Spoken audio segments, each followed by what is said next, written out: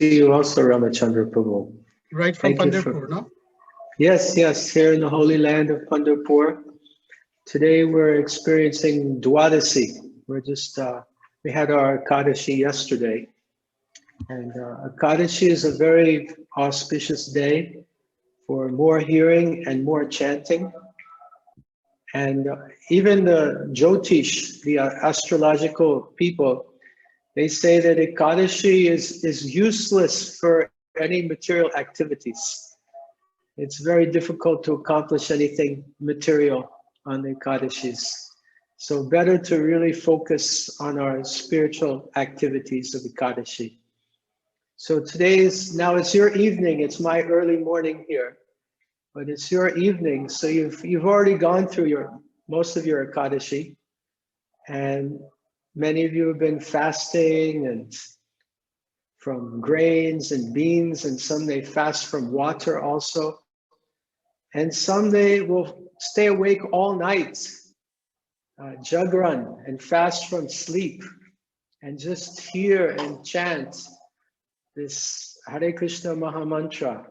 Hare Krishna, Krishna Krishna, Hare Hare, Hare Rama, Rama Rama, Hare Hare.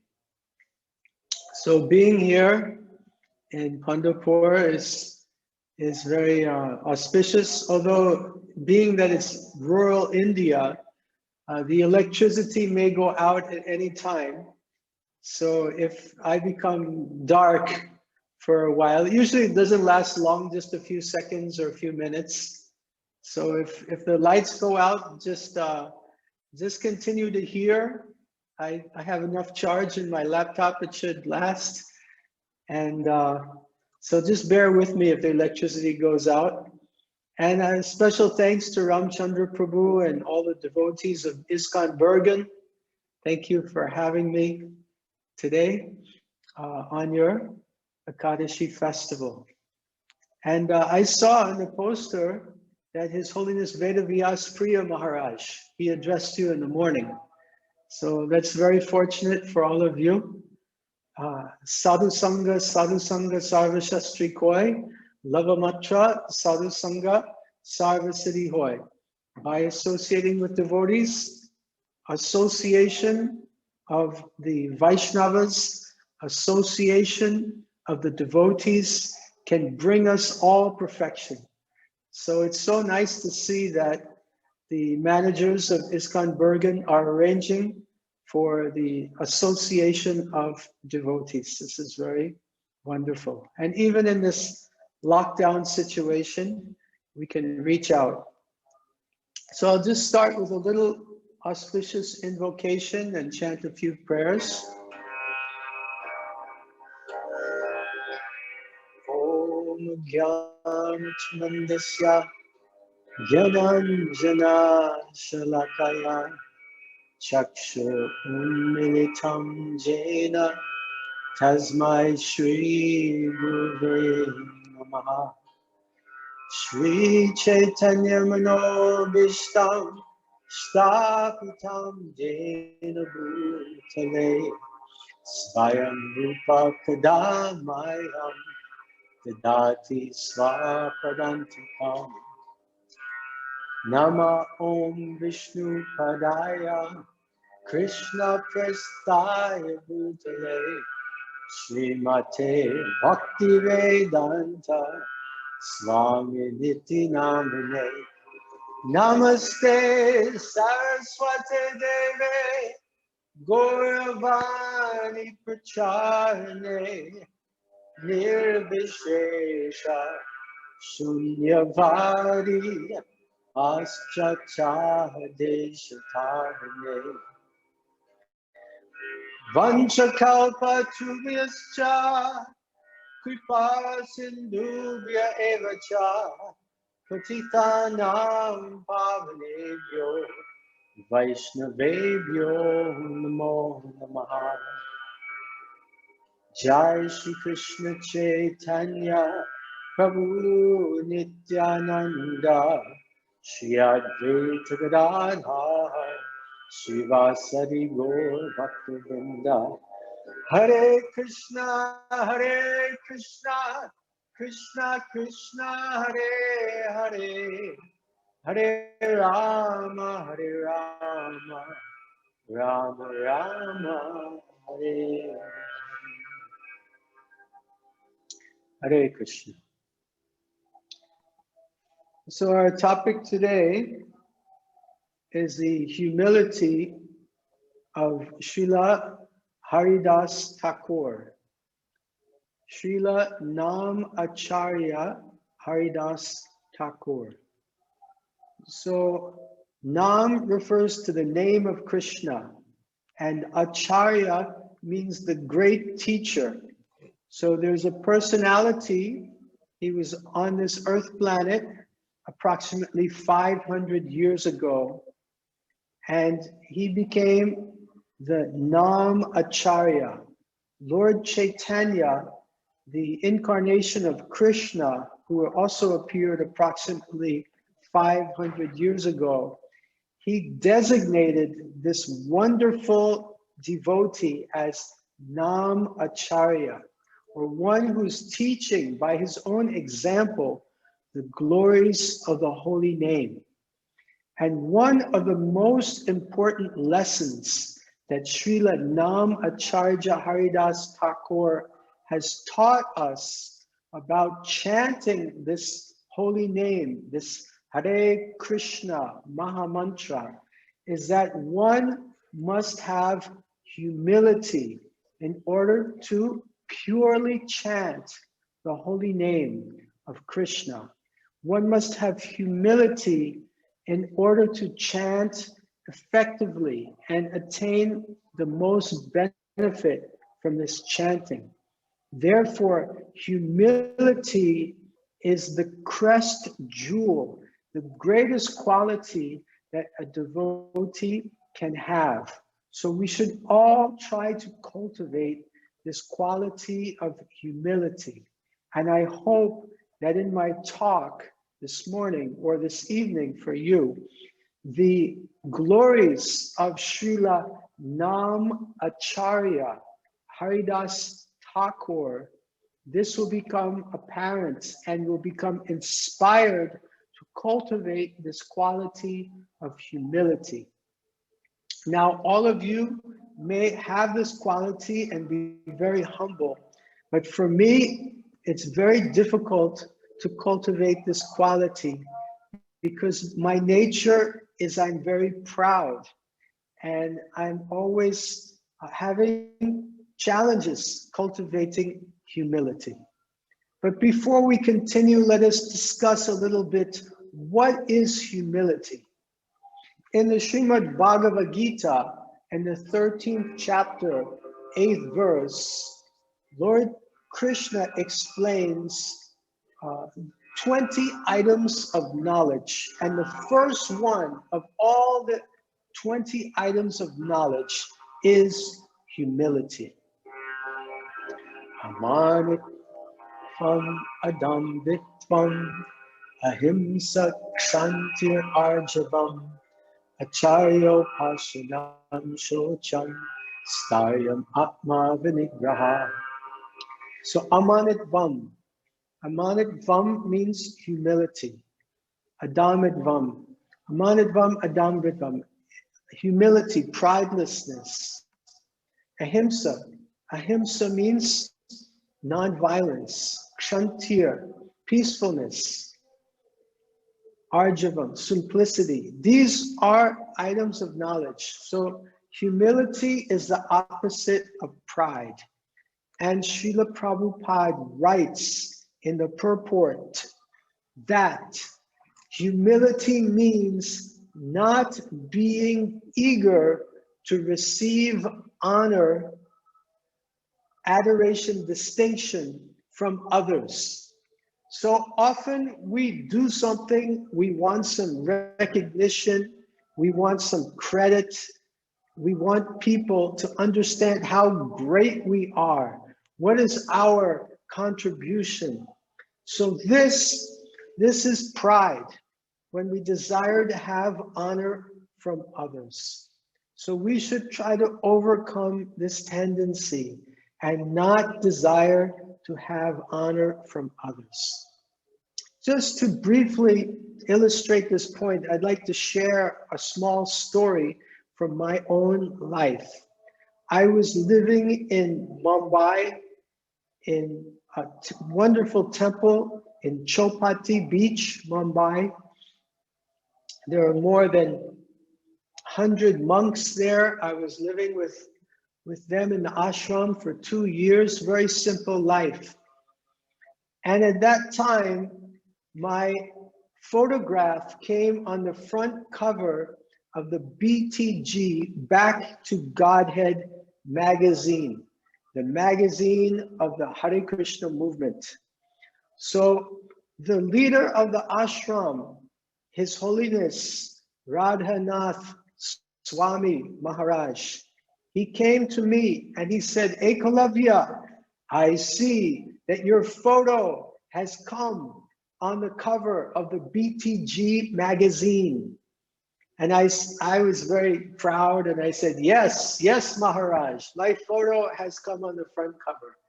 And Maharaj said, oh, do you carry a copy of this magazine to show your friends? And I said, no, Maharaj, I don't. And Maharaj was surprised. And then Maharaj said to me, why not? So I said, Maharaj, if I carry the BTG magazine with me, I may become puffed up. Puffed up means proud. And Maharaj said, really? You mean you're not already puffed up? And he made this joke and he laughed, and I realized that I thought I was not proud, but actually I was very proud. Even proud of my renunciation, of not wanting to show this magazine to others. I was even proud of that. So Maharaj laughed and I said, yes, Maharaj, I'm puffed up. I'm puffed up. I'm so puffed up. So in this way, Radhanath Swami Maharaj was performing a little surgical operation on me to help try to remove a little of this false pride. So Haridas Thakur, he was born in what is today Bangladesh. He was born in a Muslim family, in a Yavanite and Lecha meat-eating family, which was considered very low class by the Hindu community. He would daily chant 300,000 names of Krishna a day. That's approximately 192 rounds on his beads. He would chant on his beads approximately 192 rounds. That takes about 22, 23 hours. He would do this every day. Totally amazing. And at that time, he would chant 192 rounds per day. A few years ago, during our World Holy Name Festival in Mumbai, a group of our congregation came together and they started chanting at 1 o'clock in the morning, 65 devotees. And they chanted together until 11 p.m. the next night. And they all chanted 192 rounds.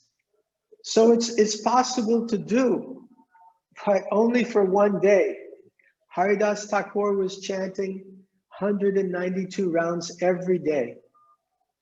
Lord Nityananda described Haridas Thakur. He said that Haridas Thakur, he speaks perfectly and he acts perfectly.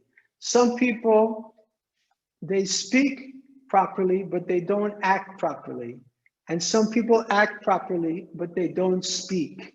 But Haridas Thakur, he would act properly and he would also speak properly. So how is he so effective? It was because of his humility. He epitomizes the third verse of the Shikshastika prayers of Lord Chaitanya. Chunadapi suchena tarorapi sehishuna manina managena kirtaniya sada hari.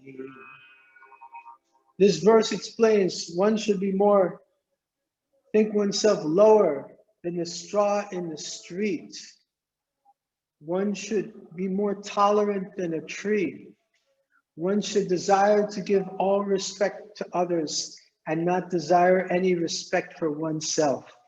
In such a state of mind, one can chant the Hare Krishna Maha Mantra constantly. So Haridas Thakur, because of his caste, because he was born in a Muslim family who were meat eaters, he was considered untouchable. And actually, he was untouchable. He was untouchable by Maya, the illusory energy.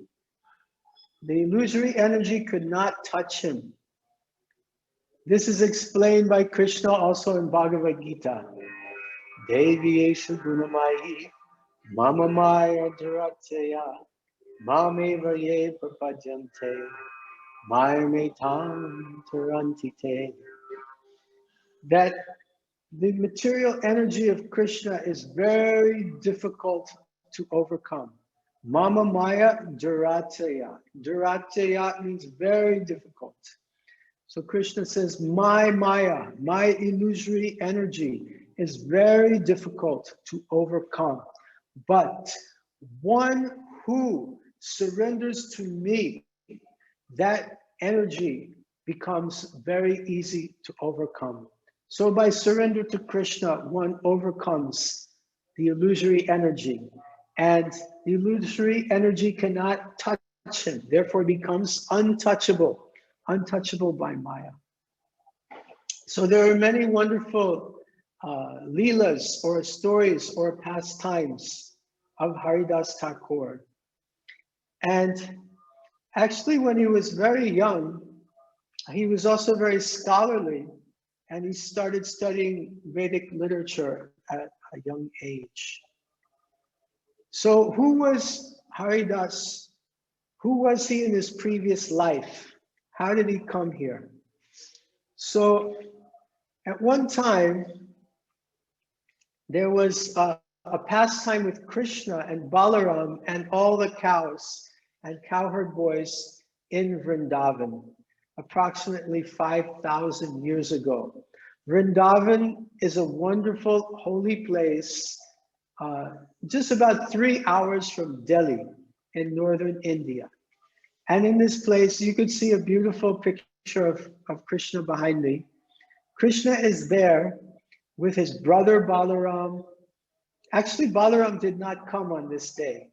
Balaram, it was his birthday on this day. So he stayed home because his mother, Yashoda and Rohini, they were performing all kinds of pujas for Balaram, all kinds of rituals. So Krishna is out with the cows and the cowherd boys, and they're herding the cows. The boys are happy, Krishna is happy, the cows are happy. The cows are making sounds and singing. The cows are in ecstasy. And it is time for lunch. So Krishna and the cowherd boys, they all sit down together and begin to eat their lunch. And Krishna has got this nice preparation of fruits and yogurt in his hand. He's got this in his hand, he's eating, and everyone is enjoying. But suddenly, where are the cows? The cows have disappeared. So what had happened was that the demigod, Indra, the great demigod in charge of rain, he was thinking, the great demigod Brahma, he was in charge of the creation of the universe. And he was thinking, who is this boy Krishna? Who does he think he is? People, they say he's God.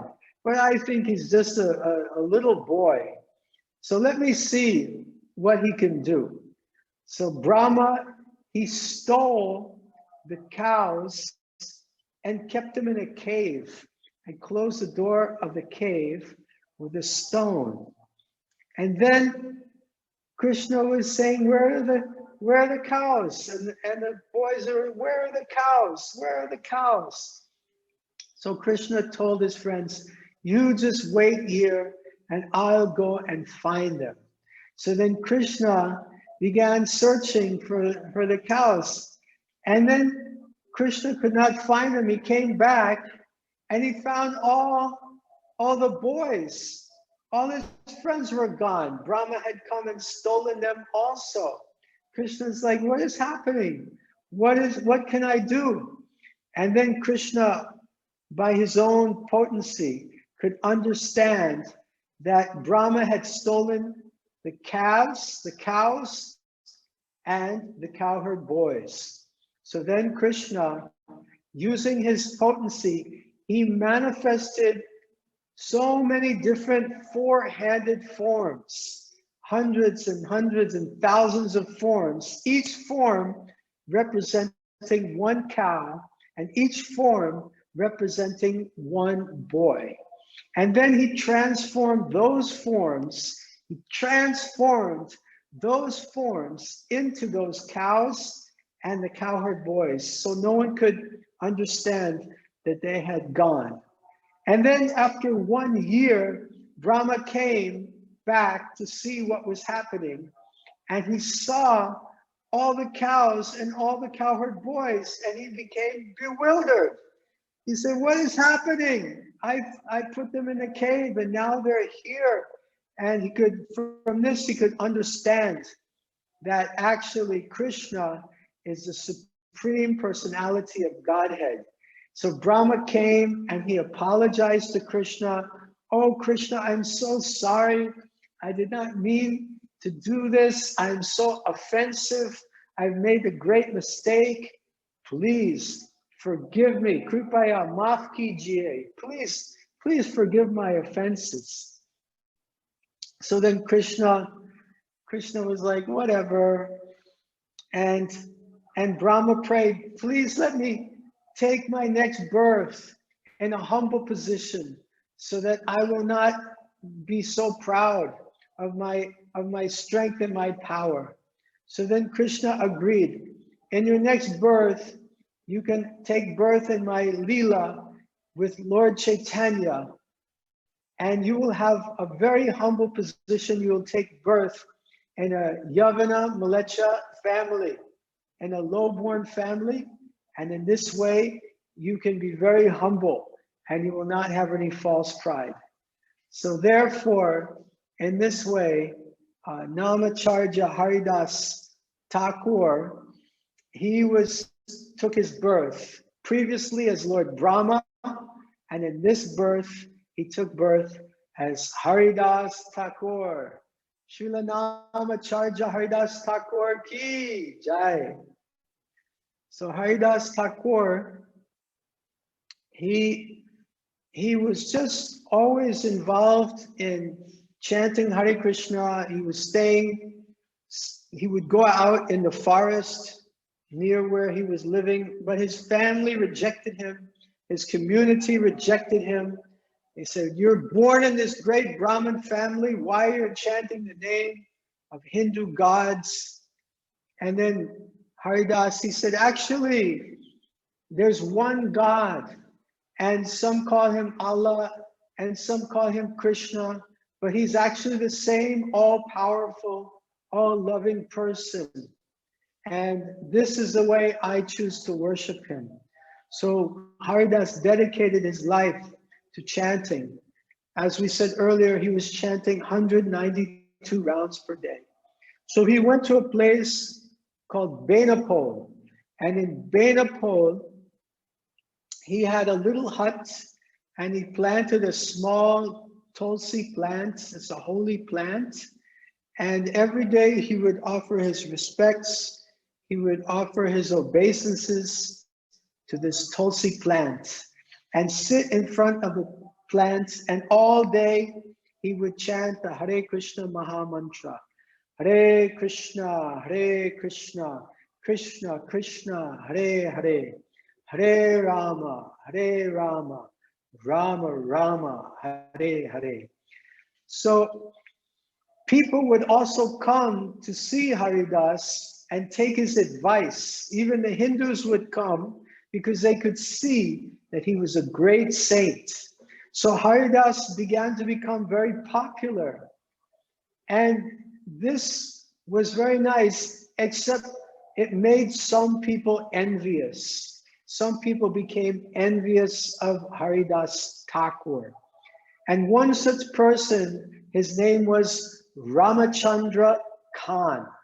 So Ramachandra Khan, he was a zamindar, he was a landowner, and he was thinking, why people are giving Haridas so much respect? I am also great personality. People, they should come to me, they should worship me, and they should understand how powerful I am. I cannot tolerate that Haridas is getting so much respect. I must bring him down. So then Ramachandra Khan made a plan how to create the downfall of Haridas. So Ramachandra Khan, he called all the prostitutes of Benapole and he said, I appeal to all of you to create the downfall of Haridas Thakur. You must seduce him, and then I will bring my guards and soldiers and arrest him for cheating the people, and we will put him in prison, and we will torture him, and his reputation will be finished. So most of the prostitutes, they said, no, he's a saintly person. We cannot do this. And Ramachandra Khan said, I will offer a great amount of money to any of you who will create the downfall of Haridas Thakur. So there was one prostitute, the most young, the most beautiful, with the most prowess and expert skills in her art, in her profession. And her name was Laksha Hira. Laka Hira. Laka means 100,000, 100,000. And Hira means diamonds. So that was the price to enjoy with her for one night. She was so beautiful and expert. Laka Hira. So Laka Hira, she stepped forward and she said, I will do this. Haridas will be mine. I will create his downfall. He will not be able to resist my charms. No man can resist my charms. Give me 3 days, Ramachandra Khan, and he will be yours. So Ramachandra Khan was very happy, he was very excited. And he said, I will send my soldiers with you. And as soon as there is union between you and Haridas, I will have my soldiers arrest him. And Lakahira said, no, let me enjoy with him one time. Let me have union with him one time first, and then the second time you can send your soldiers. So Ramachandra Khan agreed. So Lakahira, she took the opportunity. She went in the evening time at dusk, when the sun was just starting to set, which is the most romantic and passionate time of day. She went to the place where Haridas had his hut in the forest. No one else was around. It was a lonely place. She came and beautiful breezes were blowing in the atmosphere, and the fragrance of jasmine flowers and other sweet scents were in the air. She came and offered her obeisances in front of the Tulsi plant. And she appealed to Haridas, who looked up at her, and she said, "Oh Thakur, I am very beautiful and young, and you are very handsome and strong. Surely it is the will of Providence that we are to enjoy together. I appeal to you, please satisfy my desires and have union with me." Srila Haridas Thakur, he spoke to her very respectfully, and he said, "Yes, beautiful lady, certainly I will satisfy all of your desires, but first I have to complete my rounds. I have taken a vow to chant a certain number of rounds, and I have not yet fulfilled that vow. So please sit down here, and when I finish my vow, when I finish my rounds, certainly I will satisfy you. I will fulfill all of your desires." So Lakahira was very satisfied, and she sat down next to Haridas. And Haridas continued to chant the Hare Krishna Maha Mantra. Hare Krishna, Krishna Krishna, Hare Hare, Hare Rama, Rama Rama, Hare Hare. And Lakahira was showing, revealing different private parts of her body and making amorous gestures to try to entice Haridas Thakur. But Haridas Thakur was not disturbed, and he continued chanting throughout the night. In the morning, the sun rose, and Lakahira said, "Haridas, you have not yet fulfilled my desires." And Haridas said, "I'm sorry, I have not fulfilled my vow. Come back again tonight. I will surely fulfill." And the next night, again, the same thing happened. All night she was sitting there. The next morning, the sun rose. Again, "Haridas, you have not fulfilled my desires." Haridas said, "I'm sorry. Please come back tonight. I promise you, I will fulfill all your desires." That third night, as the prostitute was sitting there, hearing Haridas chant, she also began to chant, "Hare Krishna, Krishna Krishna, Hare Hare, Hare Rama, Rama Rama, Hare Hare." And she said, "Haridas, I must apologize to you." She fell down at his feet, and she said, "Now I am surrendering unto you. I have a confession to make. I came here to make you fall down, but now I see I was so sinful. I've done the wrong thing. Please forgive me." And Haridas replied, "I knew that you were sent here by that envious rascal Ramachandra Khan. I knew it. I was ready to leave this place, but I stayed here just to deliver you." And she said, "Please instruct me. What should I do?" So he told her, "Go back to your home and distribute all your ill-gotten wealth to the Vaishnavas and the Brahmanas. Shave your head and just take one white cloth. Come back here and sit in my sitting place and chant 300,000 names a day, as I have been doing in front of Tulsi.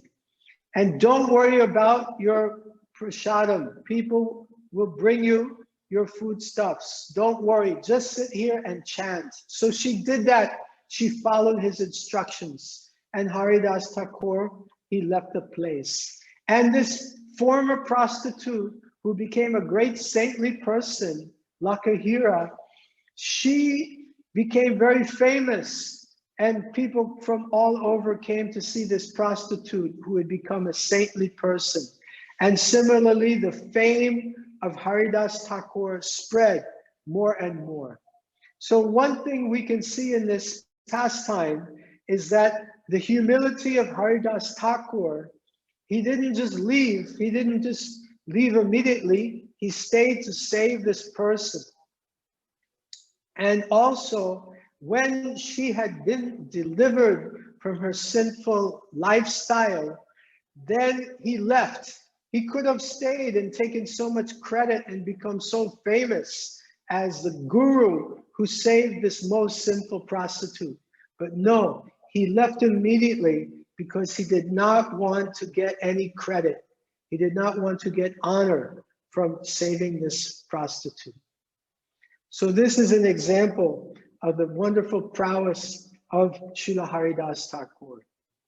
From Benapole, Haridas went to a place called Haridaspur, and then went to a place called Chandrapur. So in Chandpur, he met Balaram Acharya, who is the priest of Govardhan and Hiranya Majumdar, great Vaishnavas, great devotees, and also very, very wealthy.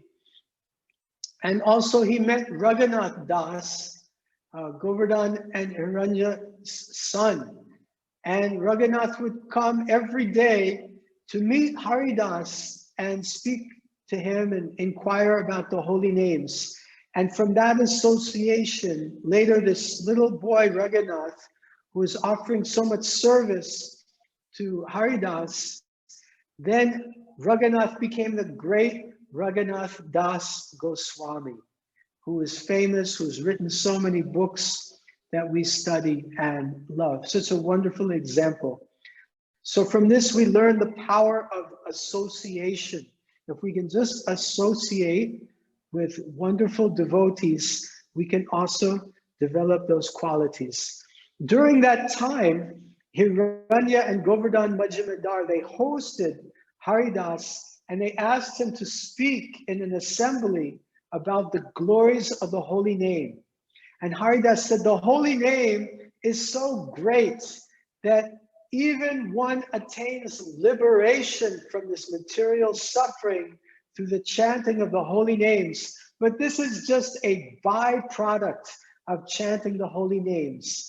The real goal of chanting the holy names is Krishna prema, love for Krishna. And at that time, there was one young, handsome, beautiful Brahmana in the assembly. He was an impersonalist. His name was Gopal Chakravarti. And Gopal Chakravarti said, this is nonsense. How you can say that liberation is just a byproduct of chanting. Liberation is a great achievement. How you can say it's just a byproduct. If this is not true, let your nose fall to the ground. And it created an uproar in the assembly. Govardhan and Majumdar and Hiranya, they had employed Gopal Chakravarti. And they said, we're going to sack you. You're fired. They took him out of his post and they made him leave immediately. And they apologized to Haridas Thakur. Please forgive us. Haridas Thakur said, no, it's nothing. Think nothing of it. So in this way, we see Haridas Thakur, he would not take any offense against himself. He was very peaceful and he was very humble. From Chandrapur, Haridas went to Fulia. And in Fulia, he was staying in a cave near Shantipur. Advaita Acharya, the great associate of Lord Chaitanya, who befriended Haridas, and some say gave him initiation. He personally arranged a wonderful bhajan cave. But in this cave, there was a snake. And the snake did not bother Haridas, but the people coming to meet Haridas said, how can we come here? There's a poisonous snake. So Haridas said, if it's inconvenient for you, I will leave. And just when he said this, the snake got up and slithered out of the cave. So the Krishna in the heart of the snake could understand not to inconvenience Haridas. But Haridas was ready to leave. He was so humble. Also in Fulia, Haridas Thakur's fame was spreading more and more. And again, people were becoming envious. There was a Muslim Qazi who was saying, this Muslim is chanting Hindu names, and even he's converting some Muslims. This is not proper. He must be stopped. And even the Hindus were disturbed. Some of the caste brahmanas, they were saying, now people are respecting Haridas and they're not coming to us. We're losing our influence. We're losing our power. This is not proper. So they went to the Nawab and complained that this Haridas must be stopped. He must be punished. So the Nawab put out a warrant for the arrest of Haridas. And Haridas heard about this. So he went to the Nawab's office by himself. He went and he said, I'm sorry, I heard that I'm inconveniencing some people, but I must spread the glories of the holy name. Otherwise, this is violence. Ahimsa, real non-violence means to give real spiritual knowledge to others. If I don't do this, I'm committing violence. So the Nawab said, the Muslims are complaining about you. The Hindus are complaining about you. You were born in a high Muslim birth. Why don't you just chant the names of Allah? Why you have to chant the names of these Hindu gods? So Haridas said, if some Hindus convert to Muslim, and if some Muslims convert to Hinduism, what is the loss? And the Nawab said, Haridas, you must stop. If you want to continue this chanting, at least do it privately, without anyone else knowing about it. Do it in your own privacy. But you cannot publicly preach and proselytize this. If you do this, I must punish you. I must kill you.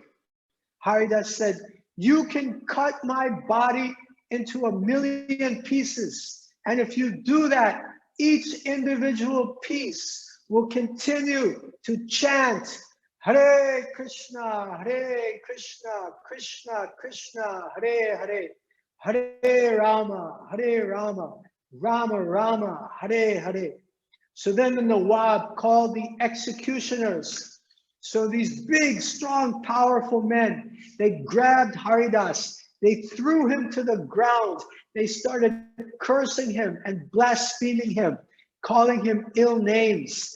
And they took him, he was sentenced to being beaten to death in the 22 marketplaces of Fuliagram.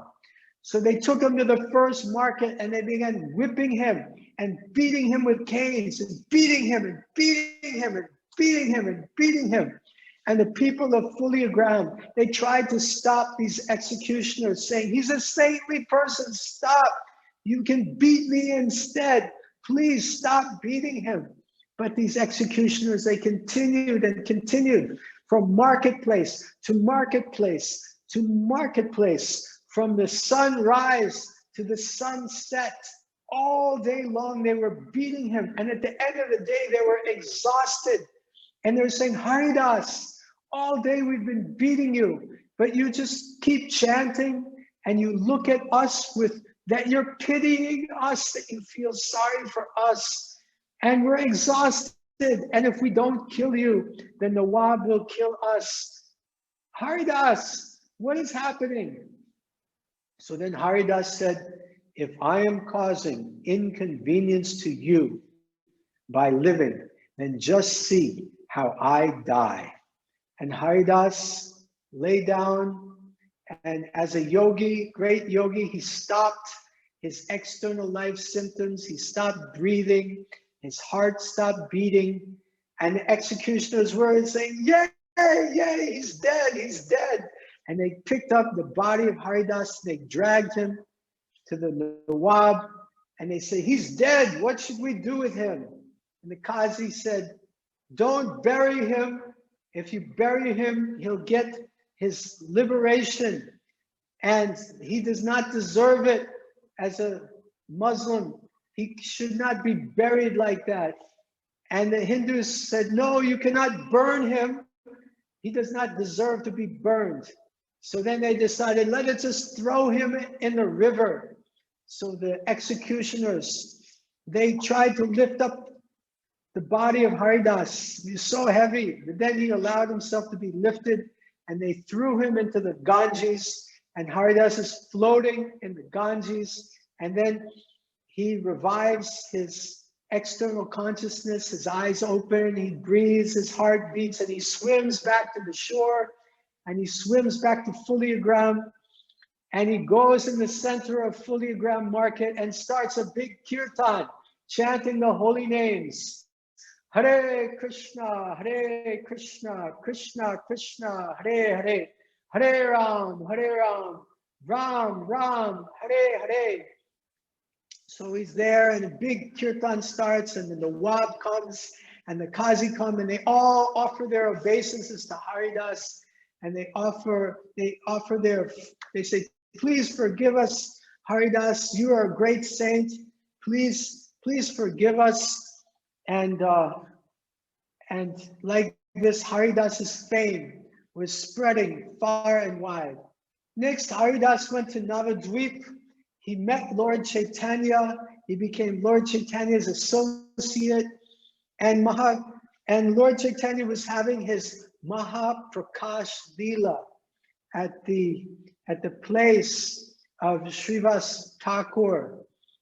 And this was Mahaprabhu, Lord Chaitanya sat on the altar, revealed his identity as a Supreme Lord, and asked his devotees to come and give benedictions. And Haridas, he came, he said, I want the benediction that birth after birth, I can get the Mahaprasadam of your devotees. I can get the remnants of whatever is left on the plates of your devotees. Whether I am born as a dog, whether I am born as an insect, just let me get their Mahaprasadam. And he said, I know I don't deserve this great benediction, but this is what I am humbly begging for. So this is the humility of Haridas Thakur. And Lord Chaitanya said at this time that actually, you remember in Fuliagram when you were getting beaten? He said, actually, at that time, I was so angry, I was going to send my Sudarshan Chakra weapon to kill those executioners, but I could not, because you were praying for their deliverance, even while they were beating you. But I could not tolerate to see you getting beaten. So then Mahaprabhu took off his cloth, he took off his chadar, and he showed on his body so many blood and bruises from the canes and the whips. He said, I covered you with my own body to protect you from the whipping and the torture of the executioners. So much love Lord Chaitanya has for Namacharya Haridas Thakur. So then Lord Chaitanya went to Puri, and Haridas Thakur also went to Puri. There are so many leelas. We cannot say everything because of the time, but I'll just conclude with this last leela, that Haridas Thakur went to have darshan of Lord Chaitanya in Puri. He came with all the other devotees, Advaita Acharya and Lord Nityananda, and so many others that were traveling from Navadvip. And Lord Chaitanya said, where is Haridas? And the devotee said, look, there he is. He's offering his obeisances at a distant place in the dust. Haridas is just offering his obeisances lying flat in the dust on the ground in a distant place. He's too humble even to come forward to have your darshan. So Lord Chaitanya said, bring him here. And Lord Chaitanya brought him, and Lord Chaitanya embraced him. So this is the wonderful quality of Haridas Thakur, that he's so humble and he has such a great quality. And we see these qualities also in our acharyas, following in the footsteps of Srila Haridas Thakur. Just like Srila Prabhupada, the founder of ISKCON, Srila Prabhupada would never take credit for any of his accomplishments in spreading Krishna consciousness in the Western world. As we know, 1965, Srila Prabhupada came to America and began spreading Krishna consciousness. But Srila Prabhupada, even though he opened 108 temples around the world while he was having his manifest Leela here, and printed thousands and millions of books and initiated thousands of disciples, Prabhupada never took credit. He always said, I owe all of this to my Guru Maharaj. This is all my Guru's mercy. And also you young American boys and girls, you have helped me. And now, of course, so many of Prabhupada's countrymen, Indians, are also helping Srila Prabhupada. And actually devotees all over the world, Chinese, Australians, Japanese, Mexicans, and South America, North America, all over the world, Europe, India, Russia, devotees all over the world are continuing to assist Srila Prabhupada. Prabhupada would never take any credit. Prabhupada, that was his humility. He was not eager to be honored by others. Srila Prabhupada was eager only to glorify his Guru Maharaj and glorify the devotees. So we should be grateful to these wonderful acharyas, Srila Prabhupada, Haridas Thakur. We should pray to them to cultivate the humility that we can constantly chant the Hare Krishna Maha Mantra. Hare Krishna, Krishna Krishna, Hare Hare, Hare Rama, Rama Rama, Hare Hare. So I'm going to stop here and ask if there are any questions or comments. Hare Krishna Prabhuji, thank you very much.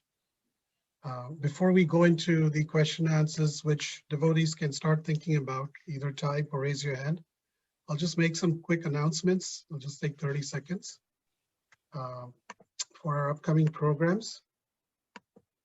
So today, as you see, it's Ekalavya Prabhuji.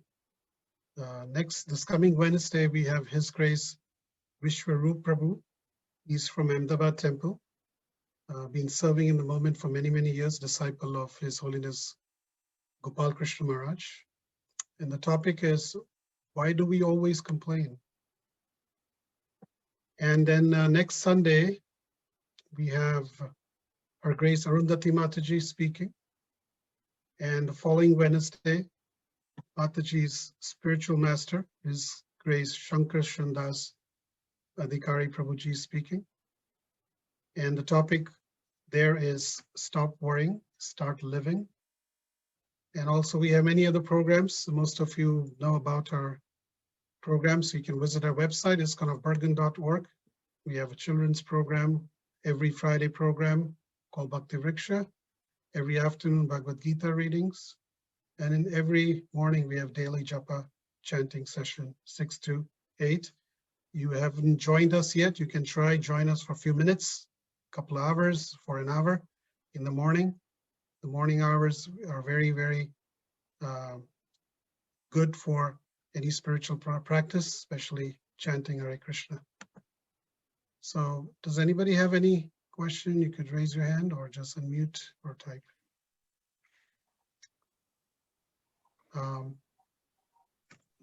I was wondering, Prabhuji, if it's possible after we finish at the end to give us a little darshan of Pandharpur Dham from our temple side, or maybe even the temple, or even Radha Pandharinath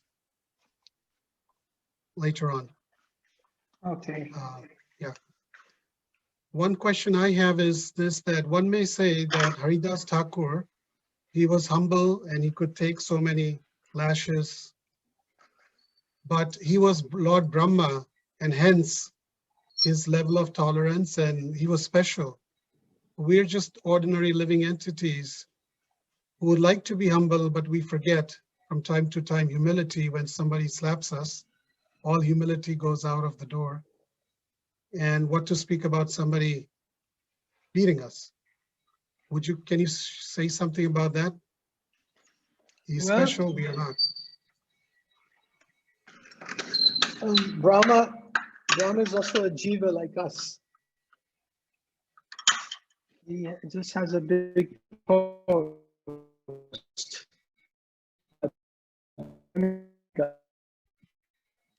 One demigod, semi.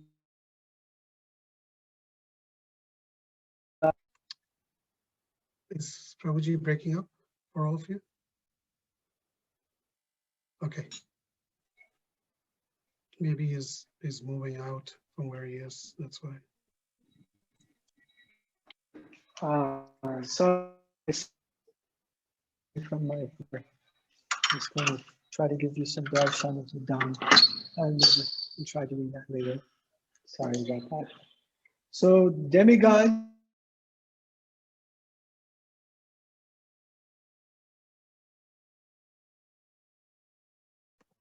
Prabhuji, you're on mute here. Okay, can you hear me? Can you hear me? Yes. Good. So Brahma is a jivatma. We are also jivatmas. So you can't say Brahma was special and we're not special. We have the same potential as Lord Brahma. Many jivas, if not all jivas, they're also become Brahmas at one point. Some say that every jiva upon entry into the material world starts as Brahma, works his way down. So yeah, that's not the point. The point is that Brahma is not so special.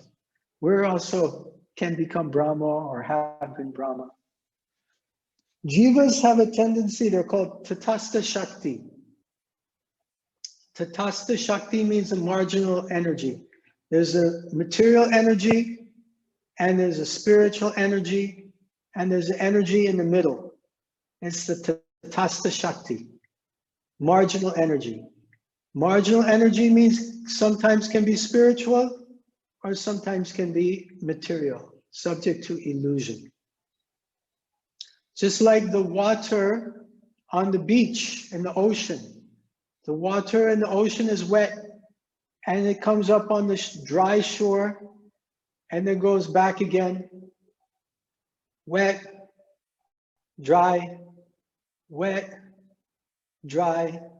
But the water in the middle is sometimes wet and sometimes dry. So that is the Tatastha Shakti. That is the jivas. We're the living entities. Brahma is also in that category. So jivas are subject to illusion. Devi Esha Gunamayi Mama Maya Duratseya Mam Eva Ye Prapajante Maya Metam Tarantite. Krishna says this illusory energy of mine is very difficult to overcome. But one who surrenders unto me can easily overcome it. So the same way, Srila Haridas Thakur, he surrendered to Krishna and he overcame the illusory energy. So similarly, we as jivas, if we surrender to the Supreme Lord, then yes, we also can overcome the illusory energy. So it's not that Lord Brahma has some special position that we cannot attain. Brahma is a jiva, we are a jiva.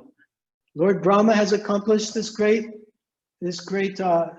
level of Haridas Thakur. We can also aspire towards this. One time, Srila Prabhupada was in Vrindavan. He called one of his disciples. It was the middle of the night, maybe 1 o'clock in the morning. Prabhupada said, "Where were you?" The devotee was like, "I'm sleeping." Srila Prabhupada. And Srila Prabhupada said, "I'm not sleeping. Why are you sleeping?"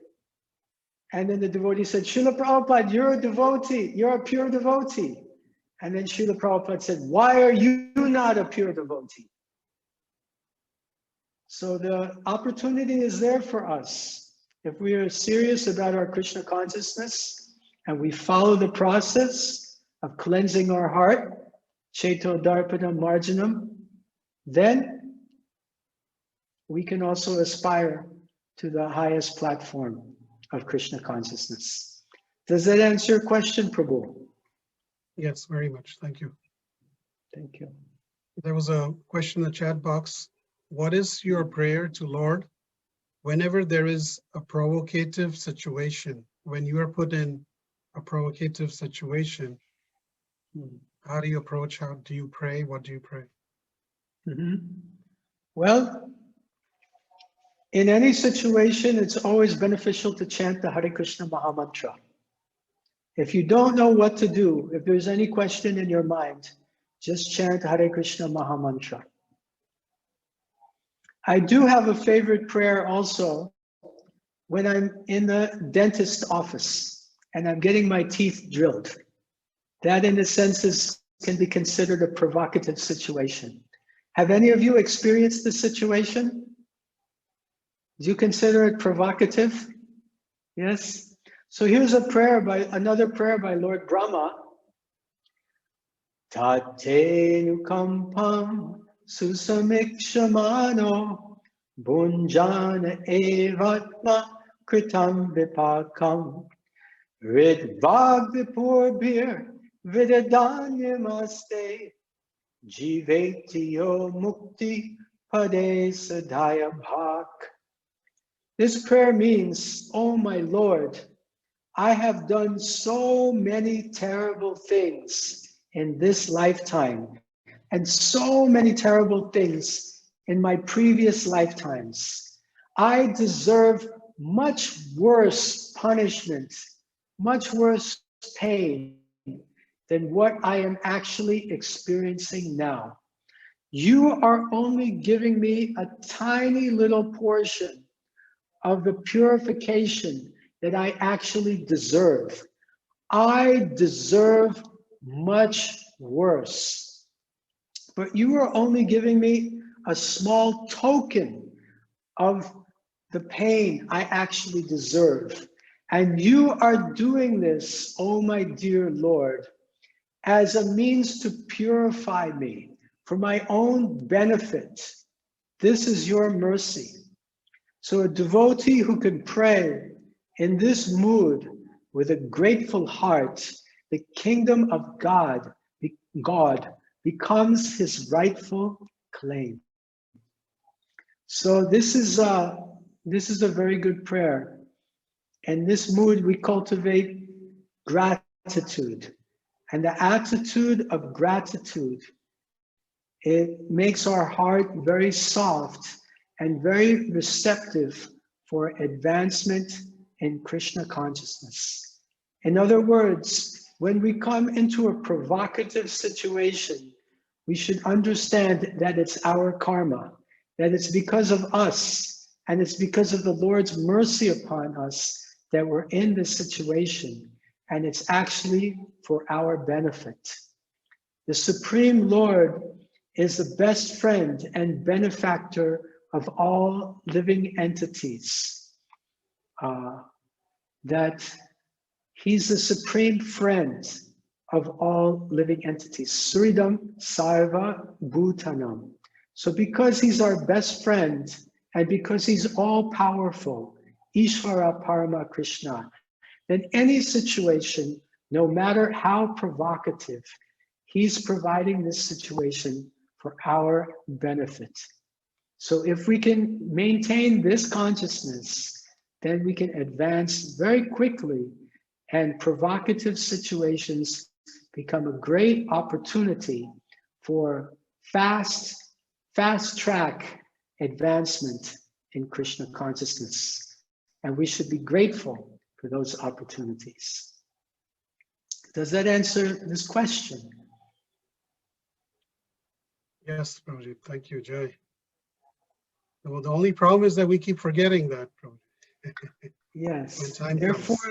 Therefore, this kind of forum, this kind of satsanga, this kind of experience of constantly hearing This is very important because by constantly hearing, it will help us to remember and not to forget.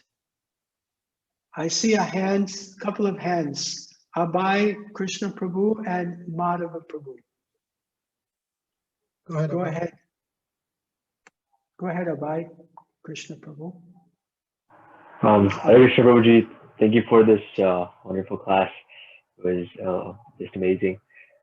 So Prabhuji, I had a question regarding humility, like when a Regarding personality, regarding Divinity. humility. Okay. So Yes. when we are exposed to a certain situation, let's say I'm talking about myself here.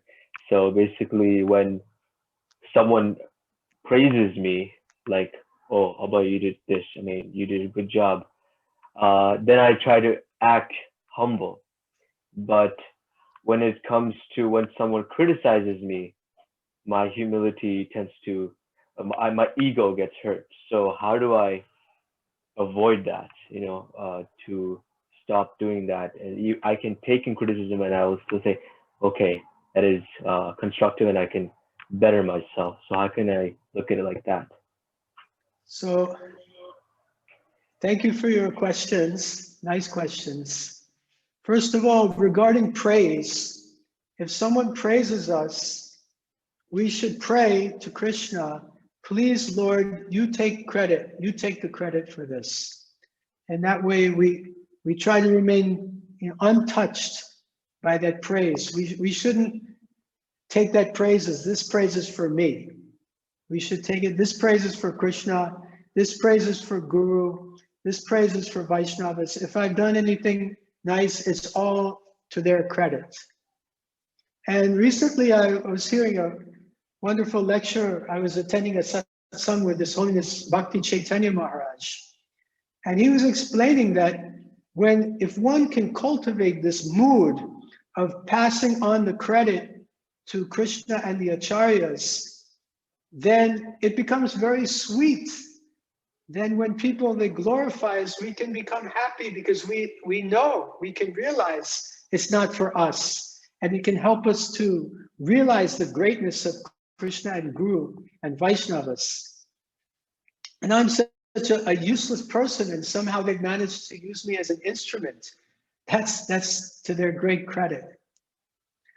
Then when if someone criticizes us, I remember one mantra from His Grace Vaisheshika Prabhu. So he says, I live to be corrected. So if we can cultivate that mantra, and in every situation, especially when we come across criticism, I live to be corrected. That is the purpose of my life, to be corrected.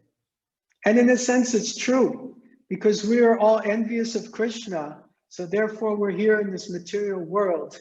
Therefore, we need to be corrected so we can go back to Krishna. So on different levels, I live to be corrected. So we should welcome that criticism. It's like our dharma. It's our constitutional position to be corrected. So when we're corrected, it means we're in our constitutional position. So that's a wonderful way of looking at that. Thank you so much, Prabhuji. That's really a wonderful quote that will remain with me for a very long time. So yes, hang on to that. Thank God. I live to be corrected. Yes, thank you. Hare Krishna, Prabhuji. Thank you. Madhava Prabhu.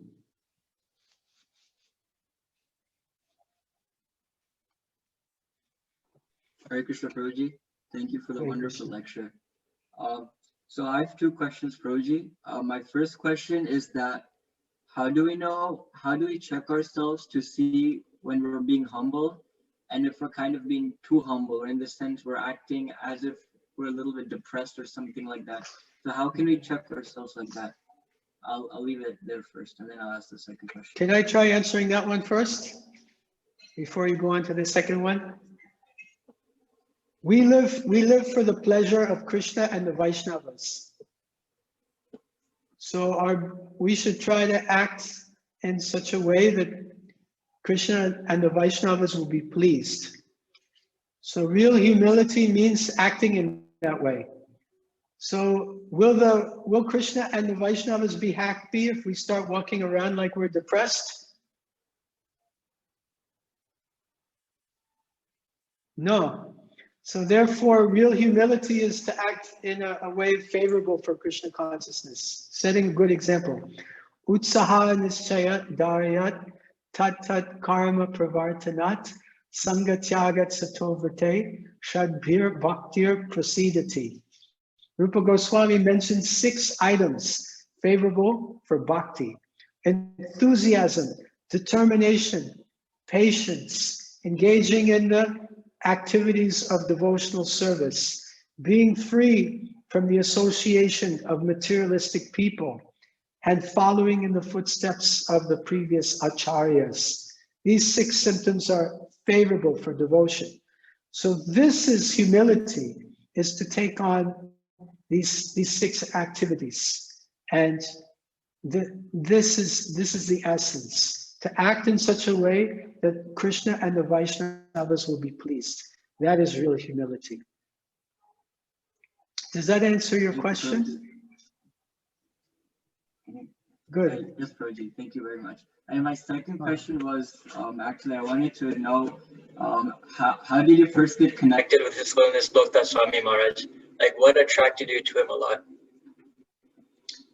I was first attracted to His Holiness Lokanath Swami Maharaj, my dear Diksha Guru, because of his humility and his personalism. The first time I met Maharaj was in London in 1991. I was at a temple called the Bhaktivedanta Manor, a big center with many, many devotees, and many sannyasis would visit there.